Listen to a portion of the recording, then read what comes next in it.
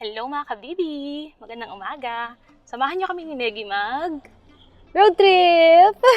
Hello Negi! Samahan niyo kami ni Negi mag road trip to Tagaytay. Time check, 7:45. Bali almost 2 hours nung umalis si Jarel and si Renny, yung kanyang bike papuntang Tagaytay. So ito kami ni Negi ngayon pasunod with Cherry. Hiningal ako. Kasi nasa Amadeo na daw siya. So sundan na natin. Estimate naman is 1 hour papunta dun sa location.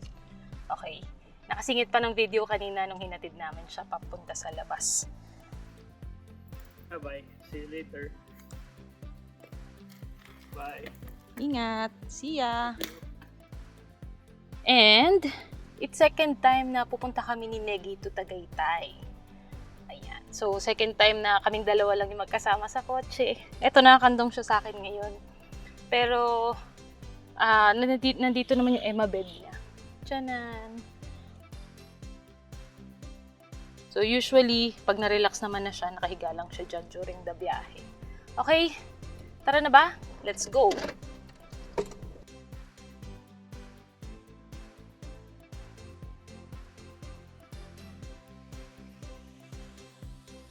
It's the second time na pupunta kami ni Negi together sa Tagaytay. Ganito din susundan si Jarel na nakabike siya. So the first time was, pumunta siyang Mushroom Burger kasama si Jotjot. Jotjot is Jarel's sister's fiancé. Haba ng description. Pag magkasama kami ni Jarel na naka-road trip with Negi, usually kung sino nasa passenger seat, kandong lang siya. Pero ngayon, nakakandong sa akin si Negi, pero palabas pa lang naman ng village. Mamaya lipat ko na siya sa kanyang bed. Usually relax naman si Negi sa biyahe. Ano lang siya, pretty lang siya. Passenger princess literal. Nung nag-iya si Jarel papuntang Tagaytay, sabi ko sige, pero wag naman sa Mushroom Burger. Yun kasi laging pinupuntahan niya tuwing magbabike siya papunta doon. And yun, he quickly decided naman na sa Chicks ni Otit kami pumunta. Ito yung karinderya ni Wilma Dawson sa may mahogany sa Tagaytay. Mas malapit yung General Trias branch sa bahay namin. Pero for some reason, di na kami natuloy-tuloy. Pero it's good na finally, eto na. Sabi ko kanina, mga 1 hour lang papunta dun sa karinderya. So itong location namin sa Cavite, malapit na talaga sa Tagaytay. Pero yun nga, nasa Amadeo na daw si Jarel so tingnan natin. Feeling ko pa naman mas mabagal ngayon kasi meron tayong kasamang baby on board. So sige, papunta na ako sa Main Road. Kita-kits tayo mamaya pag nandun na tayo sa Chicks ni Otit.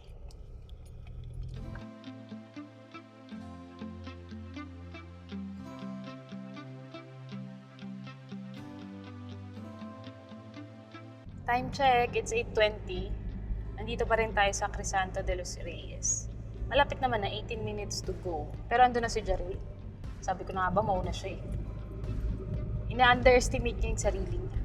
Pero secret lang natin.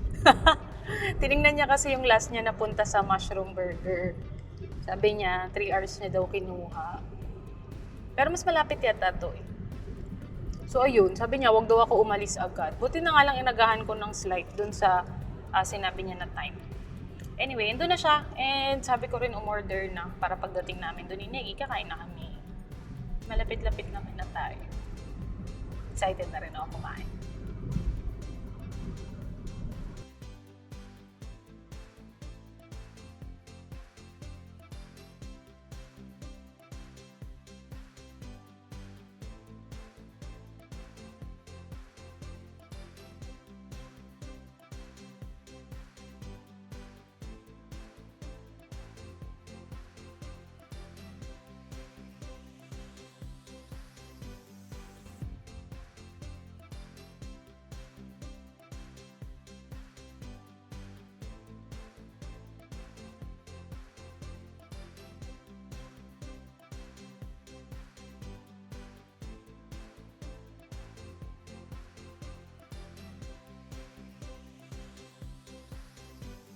Hello!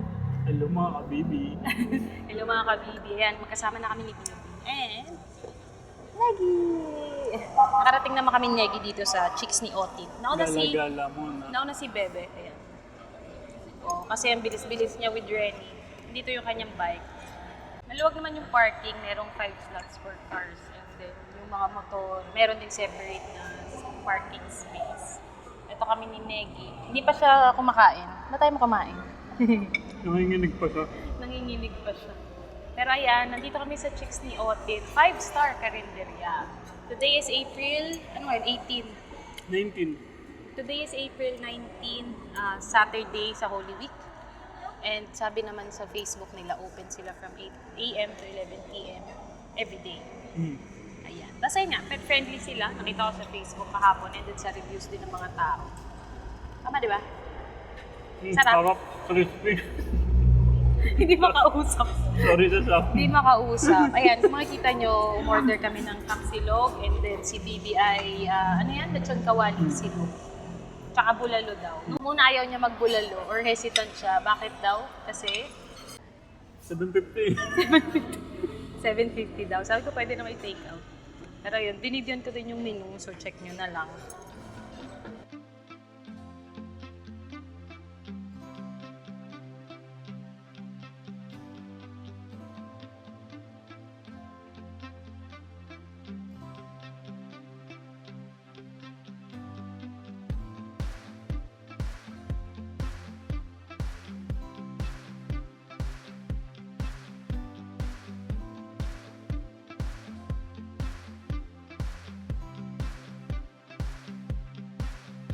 Pero sulit siya 750. Ulit daw, di ba? Bili na kayo.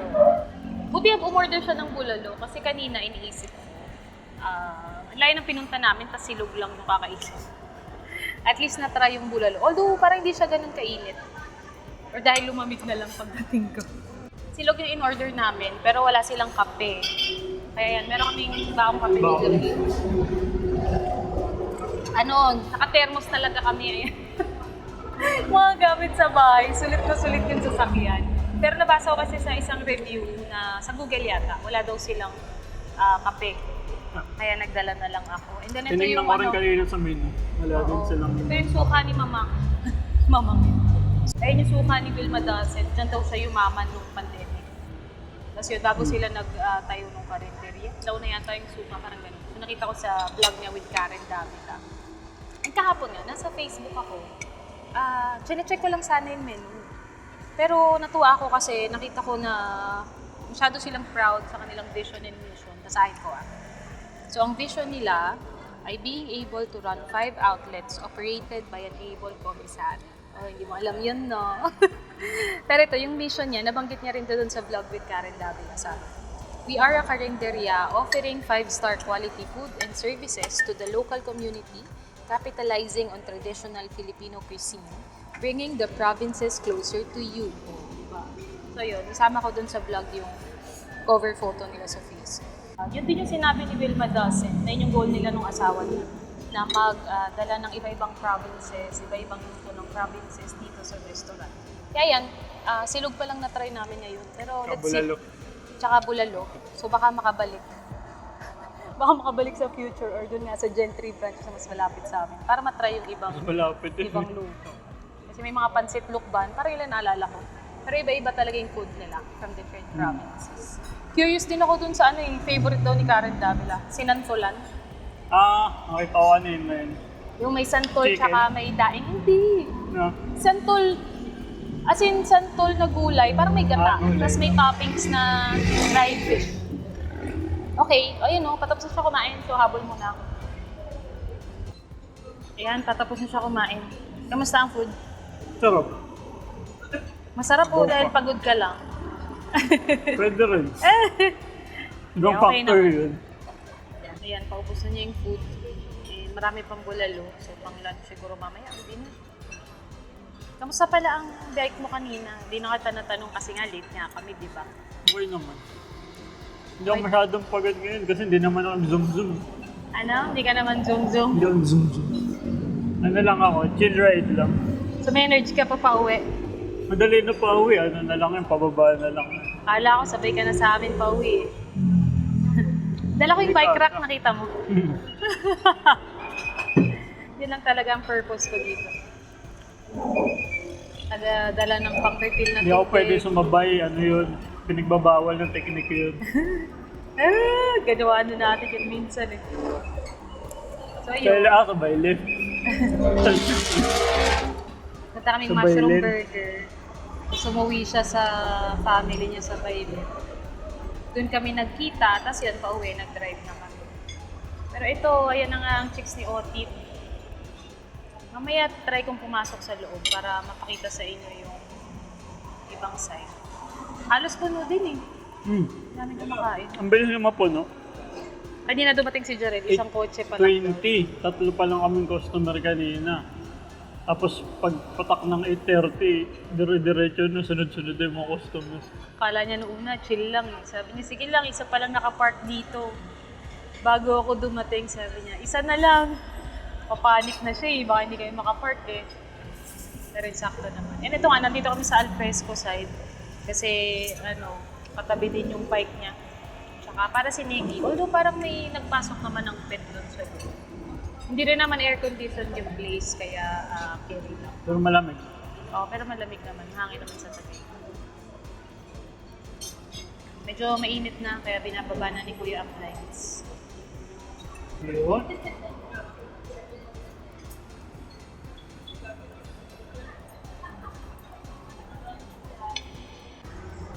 Si Negi ay nanginginig. Negi, ba't ka nanginginig? Si Negi na hindi mo alam kung napilitan lang bang sumama. Neg, Kawawa naman. Neg, okay lang yan. Pag iniwan naman sa bahay, kawawang kawawa. Pag iniwan sa bahay, inapi. Negi, ilaw ka naman. Hi.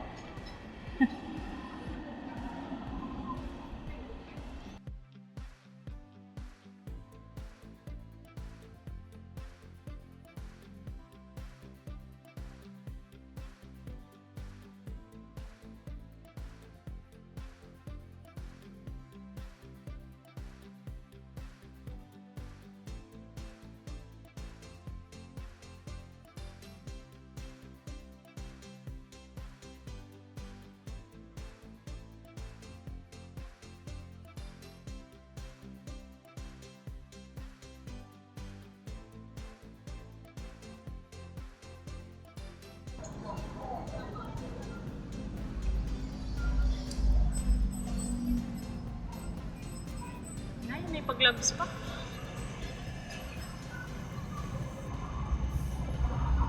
Hindi ka talaga sasabay pa uwi.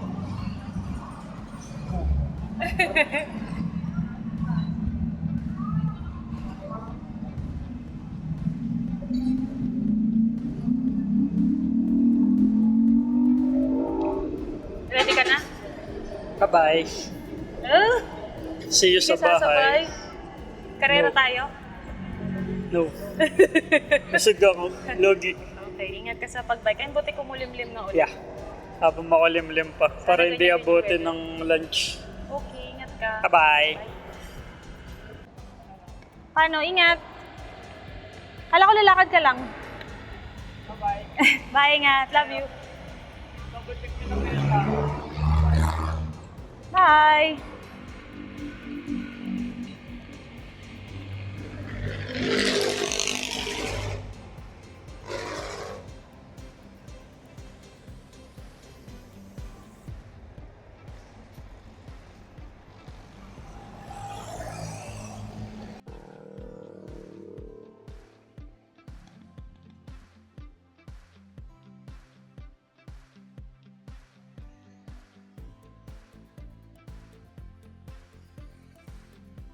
Hi ma'am, sir.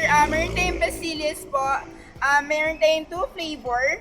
Like pure milk, it's classic Basilius. Milk and cheese. And then meron tayong pure makapuno with milk powder. Yun. Bali, it's 50 pesos lang po siya per pack. But wait, there's more.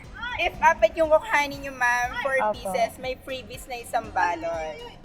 Hello, time check ulit. 10 o'clock na. So, pauwi na kami. Nahanap ko si Jarel, hindi ko na siya makita. Nauna siya sa akin for ilang minutes. Kasi nabentahan pa tayo ng pastillas and makapuno. Pero ito, pili ko mahabol naman natin siya somewhere. So sana mahagip natin. Ito, pauwi na kami ni Negi. Mukhang totoo yung sinabi niya kanina na isang padyak na lang pauwi sa amin. Hindi ko na siya makita. Ayan, tignan natin. Feeling ko naman maabutan natin siya somewhere. Okay guys, mukhang tanaw ko na si Didi. Teka lang. Papakita ko siya sa inyo. Medyo mabagal lang itong nasa harap ko. Pero try natin i-overtake.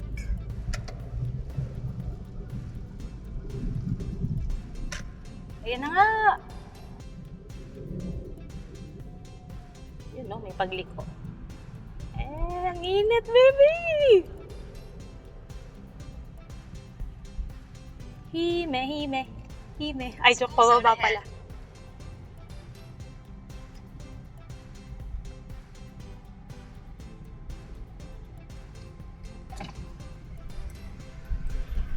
Hey!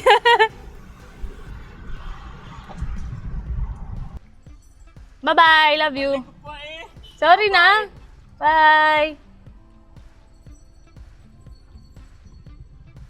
Inikutan ko kasi siya ulit. Sabi ko, ayun, nakita niya ako, grabe. Pero yun, sabi ko, wait lang. Isang ikot lang naman. Pero anyway na tayo. Bye!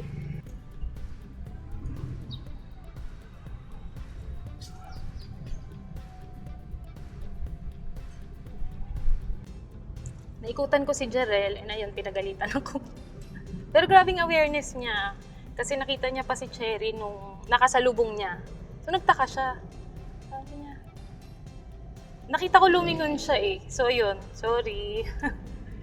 Naisip ko lang kasing umikot kasi nakakatuwa siyang panoorin magbike. Kaso yun nga, hindi ko na-realize na mapapansin niya kami ni Negi pabalik. So, somewhere, dun sa may Petron, tumigil siya. Tinawagan niya ako. Sorry na. Ayun, sabi ko, sige, didiretso na ako sa bahay. Napagalitan pa nga. Dapat lang daw. Ito na po, uwi na kami ni Negi. Pero yun, salamat sa pagsama sa aming road trip and food trip ngayong araw na ito. Bira lang ito mangyari, kaya naisip ko i-vlog na rin. Kaso yun nga, napagalitan pa tayo.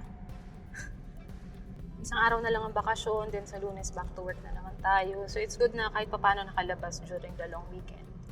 Maganda pa rin yung panahon, pero yun nga, hindi masyadong maganda for Jarel kasi kita niyo naman sobrang mainit na yung sikat ng araw. Time check, it's 10:23. Balitaan ko na lang kay mamaya what time makakauwi si Jarel sa bahay. Kami ni Negi, diretso na kami. Gusto ko sana ng buko pie, pero wala namang kasing drive-thru for buko pie. Wala rin masyadong madadaanan from Chicks ni Otit pa uwi sa amin. Parang may collets lang kanina, pero sasadyain pa rin. So, ayun. Maraming salamat sa pag-join na Saturday. Update ko na lang kayo mamaya kung anong oras makakarating ng bahay si Jarel. Sabi niya, di ba, isang padyak lang. Or siguro mga 3 kasi nga, inabala ko siya kanina. Pero ayun, importante makauwi ng ligtas. On behalf of Jarel and Negi, this has been Rhea. Thanks for watching and hope to see you in the next one. Bye mga kabibi!